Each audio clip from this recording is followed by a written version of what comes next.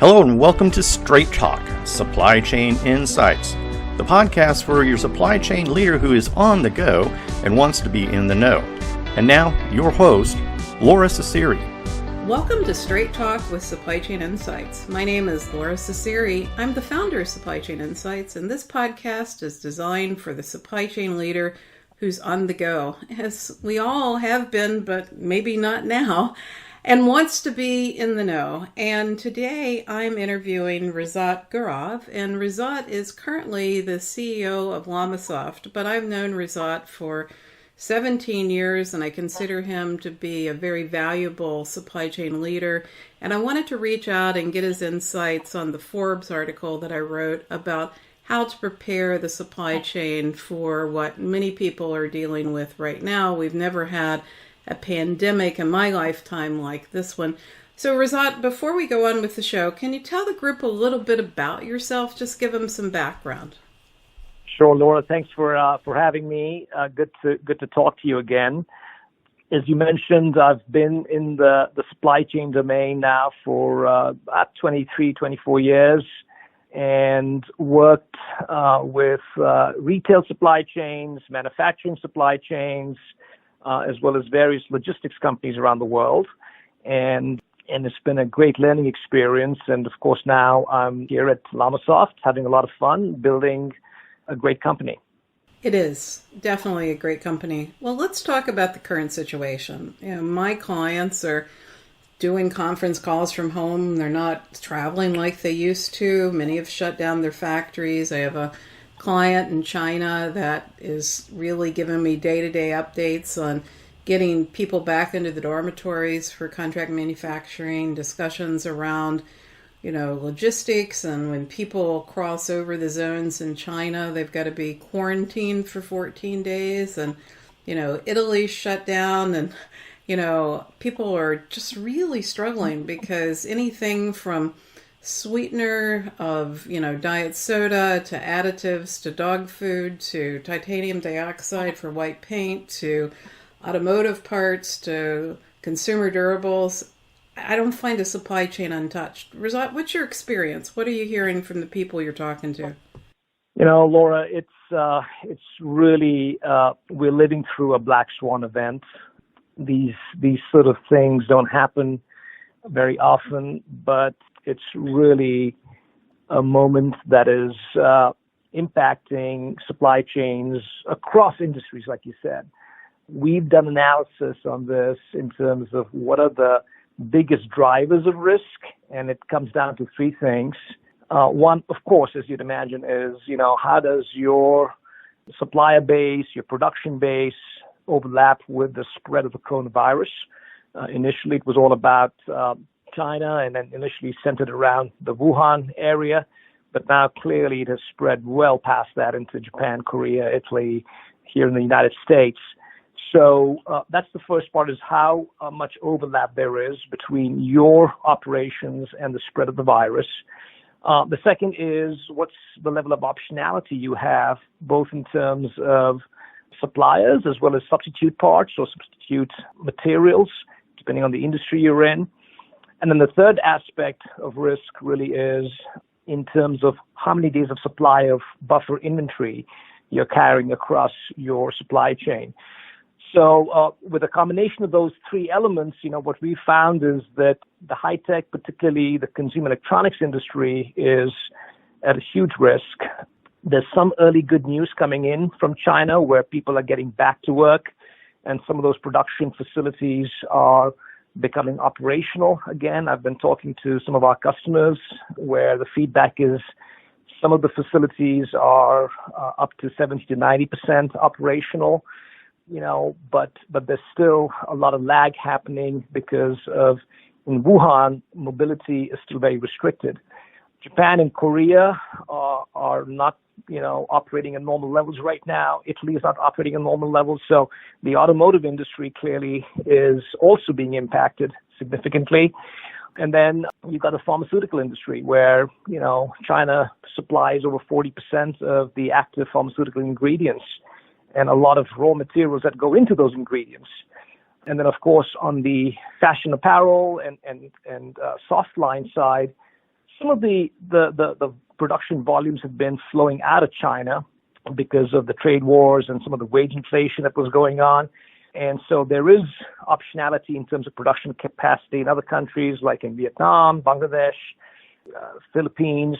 But there again, companies are really in a fire drill scramble mode to figure out how to find both the inventory, the production capacity, as well as the logistics capacity to move goods so they don't disrupt their supply chain. Now, beyond just the supply side, what a lot of people forget, we're also seeing huge impact on the demand side, both in China, of course, but also around the world, because consumer sentiment is at a low point. As you know, the markets have gone through a significant downturn, and consumer spending, particularly in discretionary spending, is significantly lower, and all companies are tightening up their spend, and what they're spending, what they were planning on spending on as part of their budgeting cycles are significantly getting reduced. So overall, this is a time of turmoil across our customers and basically across all the industries. Well, Razat, you and I were talking earlier, we've always talked about holistic design and balancing customer service, cost, risk, asset strategies, but I find that most people use your technologies, and it's no fault of the technology, it's really, I think, more of a mindset to optimize within a function, so transportation or manufacturing or inventory. How do you think the industry will change out of this event, and how do leaders basically shift to be able to do better design and look at the supply chain more holistically? Do you think that'll happen, and what's your insight? My belief is that this has been a journey for a lot of companies, and I think the current crisis is only going to elevate the importance of fundamentally questioning and evaluating on a constant basis the structure and design of the supply chain and looking at those trade-offs of cost, service, and risk. Look, the whole aspect of optimizing within functions is something that we've seen for, roughly 30 years now, ever since companies established the framework of plan, buy, make, move, sell, return, sort of a model. And that model helped create organizational structures. It helped create processes, metrics, and of course, it also helped create systems infrastructures that helped companies function. And they're all important, perform important functions. The problem is, if you've got to make a decision that looks into taking into account trade-offs between something like production costs, inventory carrying costs, and transportation costs, none of these systems really allow for that. But more importantly, very few companies have an organizational structure to support that. So I think the journey of designing the right supply chain needs to really start with aligning your supply chain operating model to your business strategy. And, I'm hoping that triggered by the coronavirus crisis, I think boardrooms and CEOs need to drive this mandate and provide the sponsorship to their heads of supply chain in really stepping back and looking at what is our business strategy and what are we trying to do as a company? Who are we serving? What markets are we serving? How are we differentiating ourselves? And then based on that, really have a discussion and debate and then analyze the options for what design of the supply chain makes the most sense.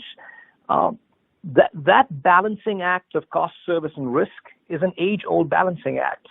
But what I find in many organizations today is that there is no organization structure, and it needs to go beyond, in my mind, just the traditional supply chain organization that needs to really provide the impetus for a dialogue and debate, and then an analysis with real data that can help companies make those decisions. And these are not very straightforward decisions to make. So, it's easy to say, okay, I want to have optionality in my supplier base.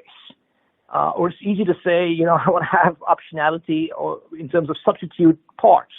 When you come down to looking at what are the marginal costs for that optionality, in most cases, companies have tended to go in the direction of, reducing working capital, reducing operating costs, as opposed to looking at the trade-off between those costs versus the service level that they want to achieve versus the risk that they're willing to take on. And so, like, for example, in the automotive industry, most companies have deployed very lean principles and just-in-time principles, which has worked very well. Or in the in the high-tech industry, like, for example, in the PC industry, companies carry 2 weeks of inventory, right? And that works well in terms of, and it looks good on your balance sheet till a black swan event like this happens. So I think the dialogue of what needs to be the design of the supply chain and how it needs to align with your overall business strategy and your business plan, I think is one that really needs to get sponsored by the C-suite. It needs to involve various functions of the company. It cannot just be done by the supply chain organization in isolation. It needs to involve finance. It needs to involve sales and marketing, the commercial side of the organization. It needs to involve, engineering and product design. And based on that, then you think through, what levels of optionality can you really afford, and what level of service you want to provide, and what should be your inventory strategies. That's the other thing. I mean, thank God we have buffer inventories in supply chains, which is allowing for some runway to deal with the current crisis. But should you be carrying 2 weeks of supply, or should you be carrying 4 weeks of supply? What are the trade-offs? Playing out those kinds of scenarios and those models requires the ability to have the right questions to ask. And those questions need to be asked from a business context. I mean, there's a lot of algorithms and a lot of data that needs to be enabled. But if you don't know what questions to ask and how those questions feed into your overall business strategy, I think it's really difficult to make a sound structure and design decision around the supply chain. And I'll tell you, most companies, very few companies, really engage in supply chain design. Probably 5 times as much investment goes into planning and executing, around the supply chain. In situations like this, it's sort of like, you're trying to rearrange the deck chairs and the Titanic is sinking. It's too late because your planning processes, your planners and your planning systems are not designed for success.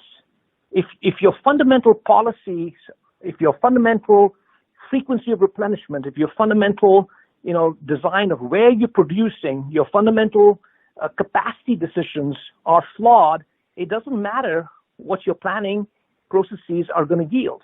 So taking the time to think about the design of the supply chain and structures of the supply chain, aligning that with the business strategy, and doing that on an ongoing basis, and doing that with facts and data and the right level of engagement and involvement of the broader organization is critical. But I think, Laura, you're right. Very few companies today are doing it this holistically, and I think that's what the opportunity is. And I think I'm hoping that the current crisis will trigger these kinds of efforts. Well, Razat, one of the issues that we have is a shortage of modelers, and people need talent. And I think you've got some ideas about some things that you're working on that might be able to help. Can you share with the audience about what they can do and what they can expect in terms of support from LLamasoft? Yeah, this is an area that I'm very passionate about because, in some ways, the supply chain modelers are the unsung heroes in an organization.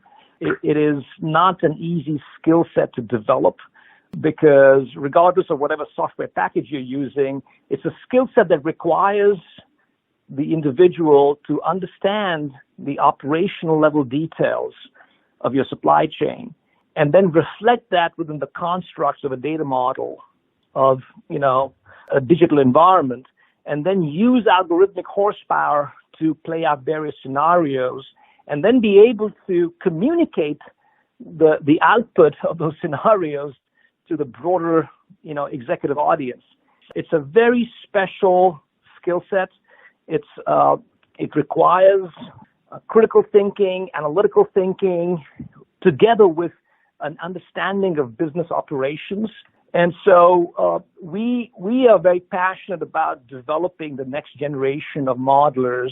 Some people are calling the modelers data scientists. There's all kinds of different semantics being used.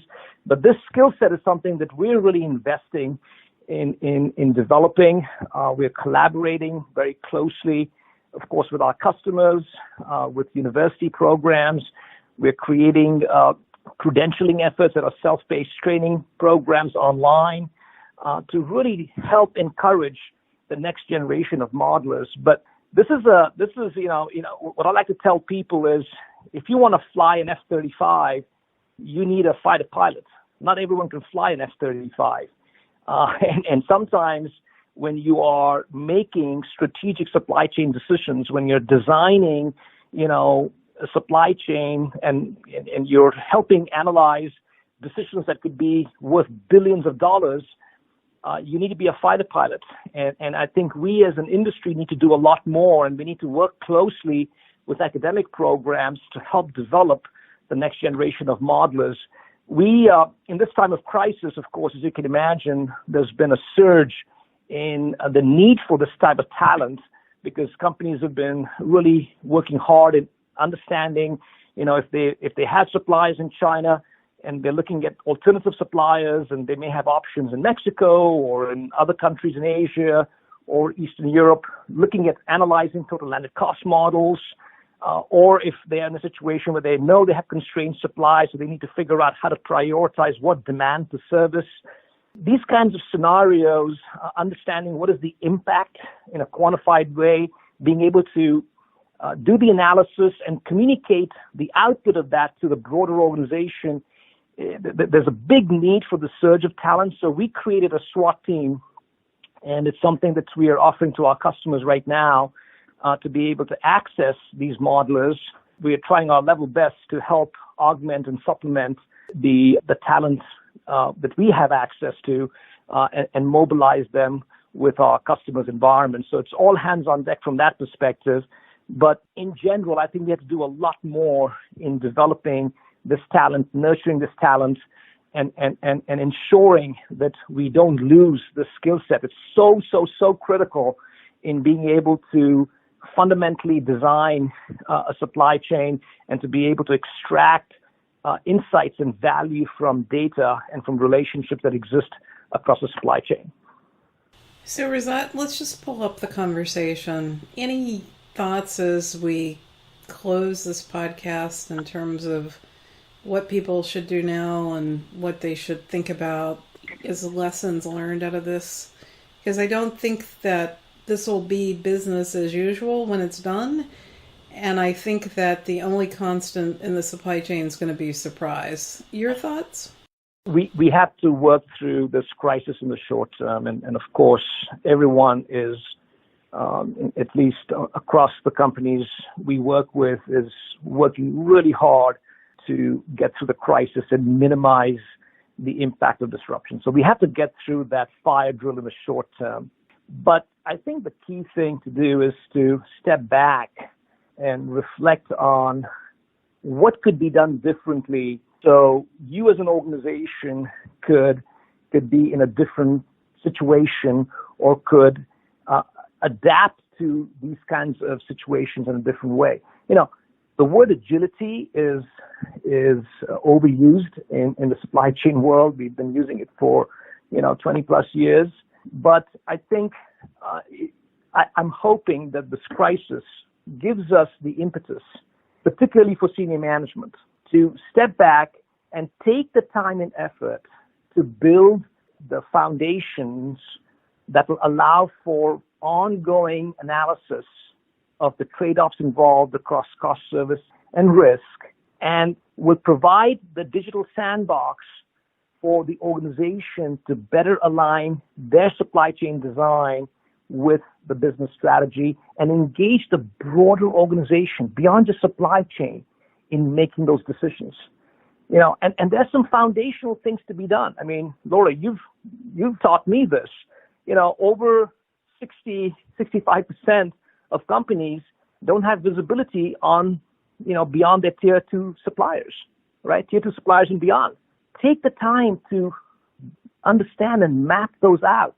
Take the time to create the data foundation so when times like this come, you're able to very quickly analyze and make decisions. Take the time to have the sensors in the market so you're able to sense and respond as quickly as possible. Those are foundational things that I'm hoping will become important for organizations. And then finally, use mathematical models judiciously, but also don't just look at technologies as a silver bullet. Think about and learn how to ask the right business questions so you can use the technologies appropriately, right? Think about what questions you need to be asking in the way you structure your supplier base, your production base, your distribution, your inventory, the way that you think about how you are servicing your customers. What is the cost to serve, right? How are you prioritizing what demand to serve? I think those are important business questions, and then technologies are enablers, right?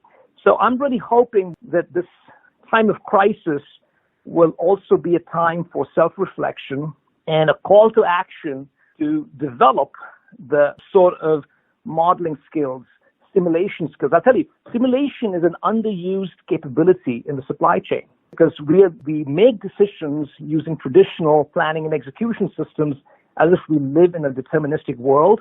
In reality, the operational environment is anything but deterministic. And simulation, stochastic models are very, very powerful in helping you play out what specific decisions could look like in the real world, taking into account variability. That's the power of simulation. Use it. Very few companies I see today actually being able to leverage simulation in their strategic decision making. Leverage the power in certain use cases of having the self-learning mechanisms, right? Especially when you're dealing with unknown unknowns, that's where a lot of the newer constructs around machine learning can help. But I think all of this has to be thought in the context of what are the business questions?